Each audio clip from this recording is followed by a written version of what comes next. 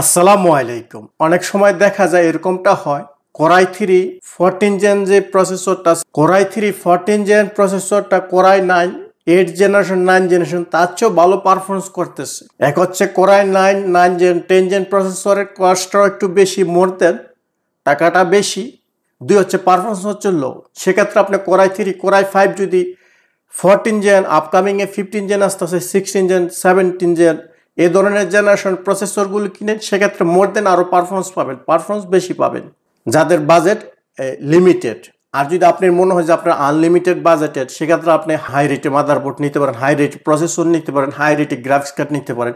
আপনি যদি অ্যামাউন্টের কোনো প্রবলেম না থাকে, যদি আপনি মনে করেন যে আপনার অ্যামাউন্টটা মিড রেঞ্জে বা অ্যামাউন্টের একটু প্রবলেম আছে, সেক্ষেত্রে একটু মাদারবোর্ডে সেভ করবেন। বেসিক মানে একটা মাদারবোর্ড নেবেন বা মিড রেঞ্জের একটা প্রসেসর, একটা মিড রেঞ্জের নিলে, একটা মাদারবোর্ড মিড রেঞ্জের নিলে, নেওয়ার পরে এক্সটার্নাল একটা গ্রাফিক্স কার্ড ইউজ করবেন, সেক্ষেত্রে বেটার একটা পারফরমেন্স পাবেন। আর না হলে একটু প্রবলেম পড়তে হবে আপনাদের।